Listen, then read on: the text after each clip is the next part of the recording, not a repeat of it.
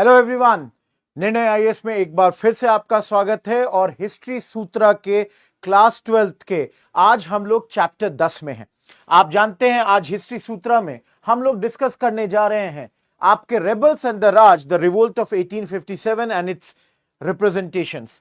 देखो, आप लोगों ने क्लास 8 में भी इस चैप्टर को पढ़ा है, तो वहां 1857 में वहां आपने पढ़ा कि भाई क्या कारण था ये रिवोल्ट हुआ, क्या इवेंट्स हुए इस रिवोल्ट में, और इसके बाद अंग्रेजों ने क्या क्या चेंजेस किए। इस चैप्टर में थोड़े तरीके से इसको अलग तरीके से रिप्रेजेंट किया गया है।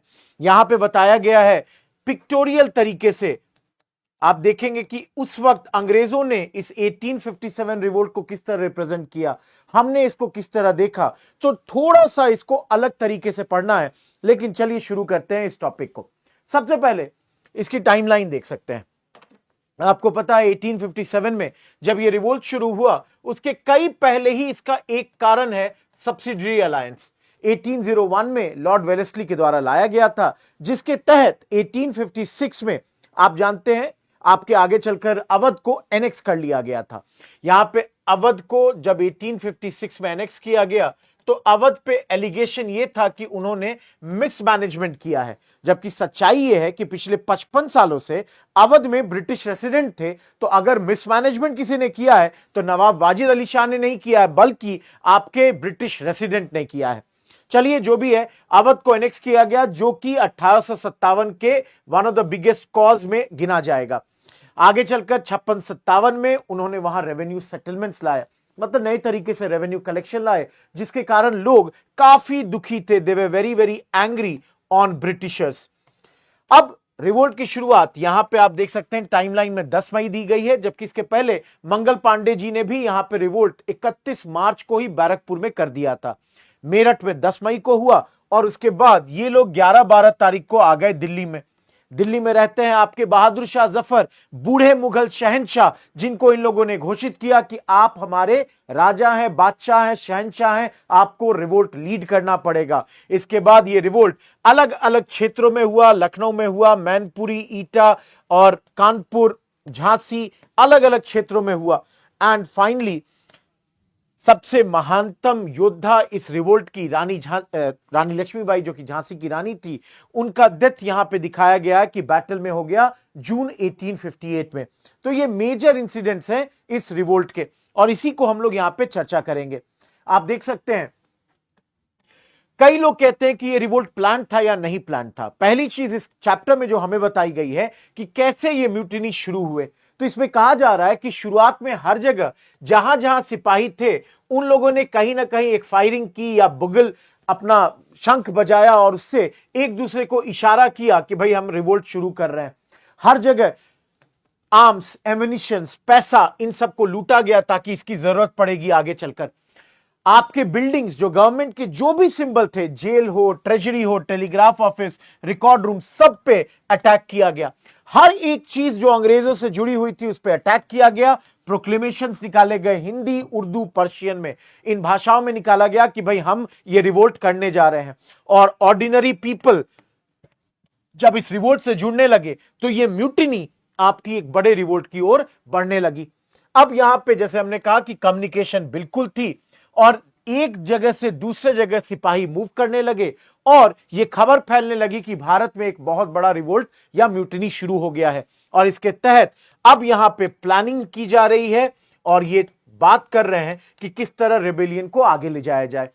अब अलग अलग जगह अलग अलग वीर योद्धा हैं। आपके इधर देख सकते हैं नाना साहब हैं, और यहां देख सकते हैं रानी लक्ष्मीबाई। इसके अलावा बिहार में आपके बाबू कुंवर सिंह हैं, लोकल जमींदार हैं बिहार के आरा डिस्ट्रिक्ट में। अवध में आपके वाजिद अली शाह को हटा दिया गया है, उनकी बीवी हजरत महल अपने बेटे बिरजेश कदर के नाम पर यह रिवोल्ट लीड कर रही हैं। इसी तरह अलग अलग क्षेत्रों में अलग अलग लीडर्स हैं जो इस रिवोल्ट को लीड कर रहे हैं। सबका अपना अपना कारण है। जैसे रानी लक्ष्मीबाई, इनके प्रांत, इनके झांसी को ले लिया गया है अंडर डॉक्ट्राइन ऑफ लैप्स। वहीं पे अगर नाना साहब की बात की जाए तो इनके पेंशन को रोक दिया गया जो इनके पिता को मिलता था, जो कि थे आपके आखिरी पेशवा बाजीराव द्वितीय। सिमिलरली आप लोगों ने इस न्यूज को तो सुना ही है, बहुत सारे रूमर्स हैं। सबसे मुख्य रूमर यह था कि अंग्रेजों ने एक नए कार्ट्रिज को लाया है, एक नए बंदूक की गोली आई है जिसके ऊपर काऊ और पिग के फैट का इस्तेमाल किया गया है। अब ये कार्ट्रिज लाने वाले जरा यहां देखिए, हेनरी हार्डिंग ये व्यक्ति हैं, ये गवर्नर जनरल हैं और इन्होंने मॉडर्नाइज करने के लिए आर्मी को ये ग्रीस कार्ट्रिजेस इंट्रोड्यूस किए थे। तो एक तो आपका ये रूमर है। दूसरा रूमर ये फैला हुआ है कि अंग्रेज चाहते हैं कि हम हिंदू या हम मुसलमान जो हैं, हमारा रिलीजन, हमारा कास्ट खत्म कर दिया जाए या भंग कर दिया जाए। भाई कैसे करेंगे? तो इन्होंने हमारे खाने में, हमारे आटा में इन लोगों ने मिला दिया है बोन, हड्डियों का चूरन हमारे खाने में मिला दिया गया है।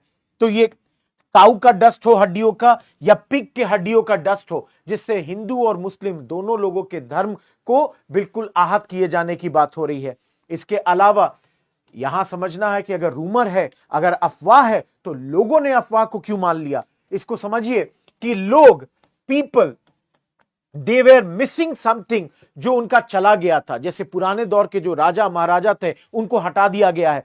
पुराने दौर के जो कस्टम्स है उनमें अंग्रेज फेरबदल कर रहे हैं, छेड़छाड़ कर रहे हैं। जैसे मान लीजिए सती को खत्म कर दिया गया, विडो रीमैरिज को बढ़ावा दिया गया, अंग्रेजी एजुकेशन को ला दिया गया। तो इस तरह लोगों को लगने लगा कि अंग्रेज हर तरीके से हमारे कस्टम्स को खत्म करने की कोशिश कर रहे हैं। इसलिए लोगों ने इन रूमर्स में बिलीव किया और अंग्रेजी सत्ता को हटाना चाहते हैं। मैंने पहले कहा सब्सिडरी अलायंस लाने वाले यहां पे आप देख सकते हैं आपके लॉर्ड वेलेस्ली। 1798 से 1805 हमारे गवर्नर जनरल हैं और इसके अलग अलग पॉइंट्स थे। ये इसमें मुख्य पॉइंट ये था कि ब्रिटिश चाहते थे कि हमारे पास अपने फोर्सेस ना हो। हमारे जिन जिन राजाओं ने ये साइन किया उनको कहा गया अपनी आर्मी हटा दीजिए, बदले में ब्रिटिश आर्मी को आप पालिए, मतलब उसके लिए पैसा दीजिए। अगर आप पैसा नहीं दे पाते हैं तो हम किसी टेरिटरी को आपसे ले लिया करेंगे। इसके अलावा ब्रिटिश को पैरामाउंट पावर मानिए, सुप्रीम पावर मानिए, आपका अपना इंडिपेंडेंट फॉरेन पॉलिसी भी नहीं रहेगा। That all was said under your subsidiary alliance. अब देखिए सबसे इंपॉर्टेंट अवध वाजिद अली शाह से यह छीन लिया गया था और यह मुख्य कारण बनता है इस रिवोल्ट का। अब जैसे आप देख सकते हैं 51 में ही गवर्नर जनरल उस वक्त के डलहौजी ने कहा कि भाई हमको अवध चाहिए। अवध एक ना एक दिन एक चेरी की तरह हमारे मुंह में गिर जाएगी और 1856 में वही किया गया। मिसमैनेजमेंट के तहत इस किंगडम को इन्होंने हथिया लिया। अब आगे चलते हैं। अगर ये देखिए British rule in India in 1857, एक चीज आप लोग देखें, ये जो डार्क कलर है ये ब्रिटिश कंट्रोल्ड एरिया है 1805 में, और अगर ये जो हल्का कलर आप देख रहे हैं ये ब्रिटिश कंट्रोल्ड एरिया है 1857 में। और जो आपका 1857 की म्यूटिनी होती है ये इस क्षेत्र में होती है। तो मुख्यतः नॉर्थ इंडिया में ये म्यूटिनी हो रही है। अगर आगे बढ़ते हैं, रेबल्स को चाहिए क्या, इन विद्रोहियों को क्या चाहिए? सबसे पहली चीज इन्होंने प्रोक्लेमेशंस निकाले। प्रोक्लेमेशंस में एक एग्जांपल आपको मैं आजमगढ़ प्रोक्लेमेशन का दूंगा अभी जस्ट। ये अधिकतर प्रोक्लेमेशंस उस दौर के राजाओं के नाम पे निकले, प्रिंसेस या किंग्स के नाम पे निकले, जो अधिकतर मुसलमान थे, मुस्लिम्स थे। बट इन मुस्लिम्स राजाओं ने भी हिंदुओं के हितों की बात की। तो अगर आपको मैं एक प्रोक्लेमेशन दिखाऊं, आजमगढ़ प्रोक्लेमेशन 25 अगस्त 1857 में आया। अलग अलग लोगों को ये अट्रैक्ट कर रहा है। जमींदारों को कुछ कहा गया, मर्चेंट्स को कहा गया, पब्लिक सर्वेंट्स को, आर्टिसंस को, फकीर, पंडित, अदर लर्नेड पर्सन, हर ग्रुप को कहा गया। जैसे जमींदारों को कहा गया आपकी जमींदारी सेफ रहेगी, हमें सपोर्ट करिए। मर्चेंट्स को कहा गया हम आपको शिप देंगे जिसपे आप अपना सामान लेकर ब्रिटेन जाइए, फॉरेन जाइए, उनको बेचिए। सिमिलरली पब्लिक सर्वेंट्स को कहा गया आपको ऊंचे ओहदे मिलेंगे। तो इसको समझना है हमको कि हर वो वर्ग जो ब्रिटिश से परेशान था और जो इस वक्त हमें मदद कर सकता है, उन सभी लोगों को यहां पे ये प्रोक्लेमेशन आपको कह सकते हैं कि एक तरीके से पॉलिटिकल मैनिफेस्टो की तरह काम कर रहा है। सबके लिए कुछ ना कुछ यहां पे रखा गया है। यह मैनिफेस्टो आपके बहादुर शाह जफर के नाम पे निकाला गया था। इसके अलावा यहां पे ब्रिटिश या ब्रिटानिया हुकूमत के हर एक सिंबल पे अटैक किया गया। उनके हर एक सिंबल, चाहे वो जैसे हमने कहा ना फोर्ट्स हैं, उन पे हमला किया गया। उनके टेलीग्राफ ऑफिसेज हैं, उन पे ऑफिस की अटैक किया गया। इन्होंने कंडेम किया उन तमाम एरियाज को जिसको ब्रिटिश ने ले रखा था या हमसे छीन रखा था। और इनको नीचा दिखाने के लिए ब्रिटिशर्स को इस वक्त जो शब्द का प्रयोग किया गया, उनके लिए इस्तेमाल किया गया, दैट वाज योर फिरंगी। इन्हें फिरंगी कहा गया। अब ऑल्टरनेट पावर, भाई अंग्रेज चले जाएंगे तो किसका पावर आएगा? बहादुर शाह जफर को घोषित किया गया, आप हमारे बादशाह हैं। अब पुराने दौर पे चलिए। पुराना दौर क्या है? इन लोगों ने लगाए अपने कोट्स, कल्चर जो पुराने जमाने में कोर्ट का कल्चर था, जिसे आप हिंदी में कहते हैं दरबार, दरबार लगाए गए, लोगों को अपॉइंट किया गया, भारतीय लोगों को अलग अलग पोस्ट पे अपॉइंट किया गया, रेवेन्यू कलेक्शन का अरेंजमेंट किया गया, ट्रूप्स को पेमेंट की बात की गई और लूट और प्लंडर रोकने की भी बात की गई। साथ में अंग्रेजों से किस तरह लड़े उसकी रणनीति भी बनाई जा रही है इन कोर्ट्स में। तो शॉर्ट लिव्ड ही है, क्योंकि आप जानते हैं अंग्रेज बहुत जल्दी इस रिवोल्ट को क्रश कर देंगे, बट जितने भी दिन रहा यहां पे अरेंजमेंट किए गए कि किस तरह रूल किया जाए।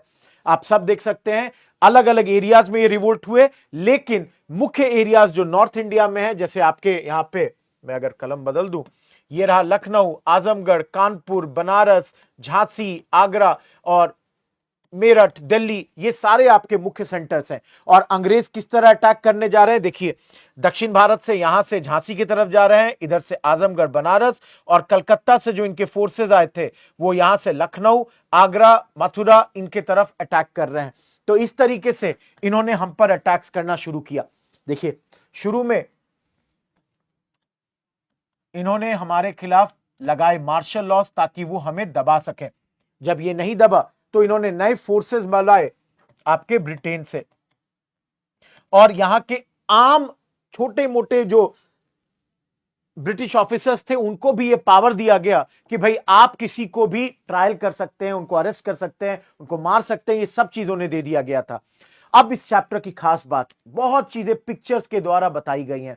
जैसे अगर आप लोग इन इमेजेस को देखिए, इन इमेज में देख सकते हैं ये एक मॉस्क है जो दिल्ली रिज के आसपास है, जो कि टूट गया है, खंडहर जैसा हो गया है, क्योंकि लड़ाई में शायद यहां पे बहुत ज्यादा यहां भी लड़ाई हुई होगी।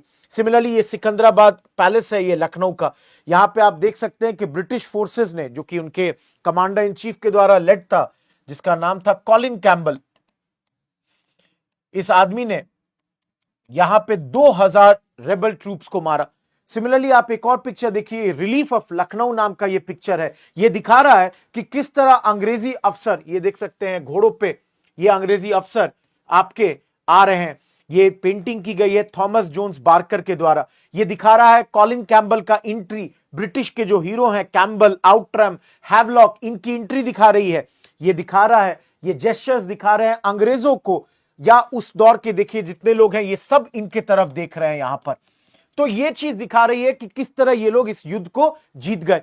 अब इसी में पेंटिंग्स के द्वारा क्या क्या दिखाया गया उसको देखना है। आप देखिए एक विदेशी महिला को, ये painting the memoriam Joseph Noel pattern ने किया है। आप देखिए इसमें कैसा दिखा रहा है कि ये महिला, अंग्रेजी महिला, उसके बच्चे कितने परेशान हैं, और इनमें ये जो विद्रोही हैं उनको विलेन के तौर पे दिखाया जा रहा है। बैकग्राउंड में दिखा रहे हैं कि अंग्रेजी अफसर आ रहे हैं, लेकिन यहां पे डायरेक्ट वायलेंस नहीं दिखाया जा रहा है इस पेंटिंग में, लेकिन इस पेंटिंग से दिखाया जा रहा है कि कितने सहमे हुए हैं, कितने नादान, निर्दोष, इनोसेंट लोग हैं, और हम कितने खराब लोग हैं। ये पेंटिंग्स दिखा के ब्रिटेन में इन लोगों के प्रति सहानुभूति जनरेट की जा रही थी इस वक्त। सिर्फ यही नहीं है पेंटिंग, और पेंटिंग देखिए, आप इस पेंटिंग को देखिए, इसमें दिखाया जा रहा है कि ये महिला मिस व्हीलर, ये मिस व्हीलर किस तरह अपने आप को डिफेंड कर रही है, गोली मार रही है एक रेबल को। ये कानपुर की पेंटिंग है। सिमिलरली आप जरा इस पेंटिंग को देखिए, ये क्या दिखा रहा है? ये दिखा रहा है कि किस तरह ब्रिटिश का लायन, मतलब उनका लायन, इंडिया के आपको जो टाइगर है उस पर किस तरह छलांग लगा रहा है। तो ये देखिए ब्रिटिश लायन, ये हमारे एशियाटिक टाइगर को मारने की कोशिश कर रहा है। देखो ये सब जो है ना, ये साइकोलॉजिकल वॉरफेयर है। ये दिखाकर वो अपने लोगों को जता रहे हैं कि देखिए हम मजबूत हैं, हमने इनको हरा दिया। हम कैसे लोग थे इनके हिसाब से? हम गंदे लोग हैं, खराब लोग हैं। हमने महिलाओं बच्चों पे मारने की बात की। हमने देख सकते हैं ये दिखा रहे हैं कि भाई उनकी महिलाएं कितनी स्ट्रांग है, पावरफुल है, हमारे लोगों को वो मार दे रही हैं, और ब्रिटिश बहुत ज्यादा मजबूत है। इसके अलावा आप देख सकते हैं इस इमेज में दिखाया जा रहा है कि जीतने के बाद उन लोगों ने हमारे साथ क्या सलूक किया। तो यहां देख सकते हैं पेशावर में हमारे लोगों को यहां पे रखकर उन पे गोलियां चलाई गई। सिमिलरली अगर यहां पे देखिए, यहां पे लोगों को सामने रखकर उनके ऊपर तोप चलवाए गए ताकि इनको सीवियर पनिशमेंट दिया जा सके। ये सब किया गया ताकि अंग्रेजी लोगों को यह भरोसा दिलाया जा सके कि देखिए हमने इन लोगों को, जिसको कहते हैं ना कि अच्छा सबक सिखा दिया, वो कर दिया है। आखिरी चीज, क्लेमेंसी कैनिंग। कैनिंग चाहता था कि इस वक्त कुछ ऐसे नियम लाए जाएं रिवोल्ट के बाद जिससे भाई भारतीय और उनके बीच थोड़ी दोस्ती हो जाए।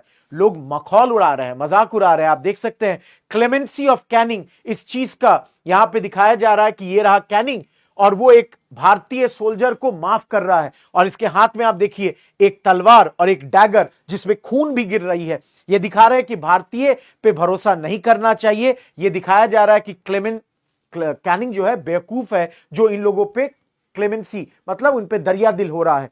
तो ये सारे चीज जो है उनके दौर में, क्योंकि पेंटिंग्स के दौर के थ्रू वो अपनी हिस्ट्री जता रहे हैं, अपने लोगों को बता रहे हैं। रही बात हमारी, तो आप देख सकते हैं भारतीय लोगों ने 1857 को अपने फर्स्ट वॉर ऑफ इंडिपेंडेंस के तौर पर ट्रीट किया है। हमारे हिस्ट्री में हमने रानी लक्ष्मीबाई का इमेज एक मैस्कुलिन वॉरियर के तौर पे दिखाया गया है कि कितनी वीरांगना थी वो। इसके अलावा आप देखिए बाकी जो भी हमारे उस दौर के आपके जो कवि हैं, उन लोगों ने, जैसे यहां पे एक एग्जाम्पल दिया गया सुभद्रा कुमारी चौहान का, उन्होंने कहा खूब लड़ी मर्दानी, वो तो झांसी वाली रानी थी। तो ये सब जो हमारे साइड से हिस्ट्री को किस तरह डिपिक्ट किया गया है, उनके साइड से हिस्ट्री को किस तरह डिपिक्ट किया गया है। तो समझिए दोस्तों, अंतिम चीज यही कहना है, हिस्ट्री क्या है? हिस्ट्री आपका और मेरा व्यू पॉइंट है। अंग्रेजों का व्यू 1857 के बारे में बिल्कुल अलग है एज फार एज हमारे व्यू से कंसर्न, या अगर कंपैरिजन कीजिए। तो ये था आपका हिस्ट्री सूत्रा का चैप्टर नंबर 10 और इसको बहुत वृतांत से, बड़े ढंग से हम लोग पढ़ेंगे जब हम लोग मिलेंगे अपने क्लासेस में। तब तक के लिए थैंक यू, गुड बाय।